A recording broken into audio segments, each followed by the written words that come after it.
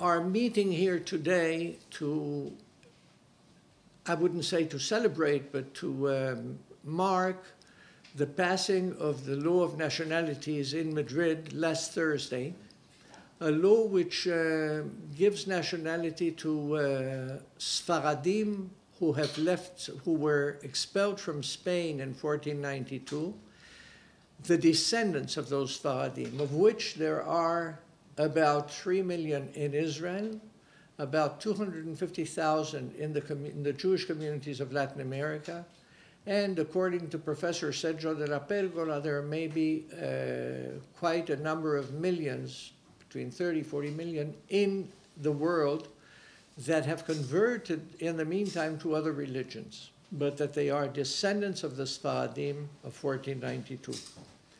The law, as was mentioned in Parliament during the approval, is not a perfect law. It has certain things that could have been done without, but on the whole, it is a very welcome law. It was welcomed by all parties, and it was approved almost by unanimity. 308 voters, 297 for, and 11 against. So it was a very big majority.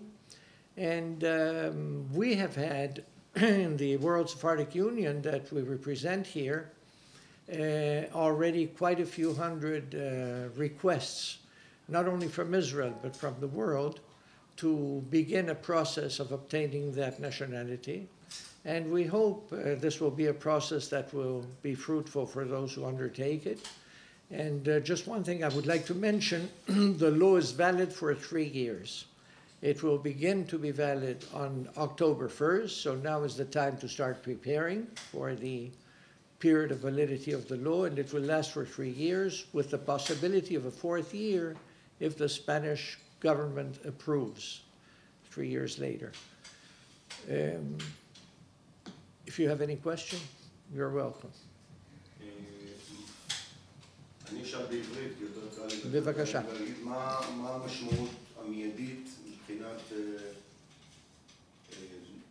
ישראלים, מבחינת הישראלים שהם נצר לשושלת ספרדית כזו או אחרת? Okay.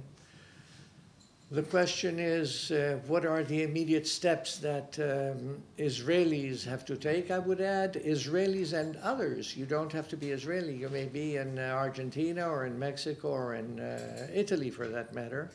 If you are a descendant of the expelled from 1492, you don't have to prove your ascendancy up to 1492, but you do have to have one of the family names that is recognized, although not officially, but that are known as being family names of descendants.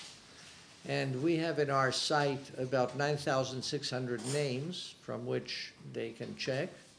And I would advise to start the procedure of looking for documents and for the family history, etc., as soon as possible, so that we reach the 1st of October 2015, which is the day the law begins, and they can be in the first row. And if you can relate to the historical kind of decision? Well, yes, this is, after let's say, before the expulsion, Spain was an empire. A very rich empire that had invasions from the Arabs, but that had a very, very considerable amount of science, of literature. We remember all the names, I won't go into it. Many of them contributed by Jewish thinkers, Jewish authors, Jewish translators. It was a period which we call the age, the golden age. Following the expulsion, strangely enough, Spain fell as an empire, it fell as a nation, it began to lose wars, it got into a very critical economic situation, and to put it in a very plastic way, it did not lift its head again. Recently, by being received after the Franco period into the European Union, it has had a beginning of an economic revival.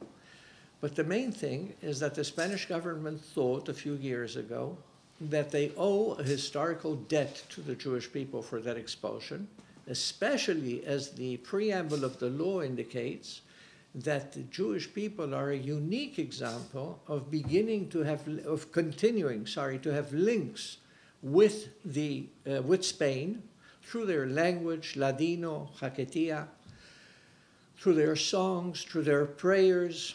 There are many, many, many corpus of liturgy that comes from Spain, was kept in Spain, and they all the time, despite the fact that they were expelled, they longed for Spain. So this longing for Spain is now recognized. I would add that it's in a very interesting period when we as Jewish people, we're experiencing anti-Semitism all over the world. And this is an example of a light in the middle of a period which is not easy for the Jewish people.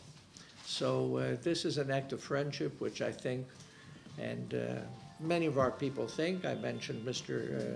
Yitzhak Navon, our 5th president, who definitely thinks we should give it a hand.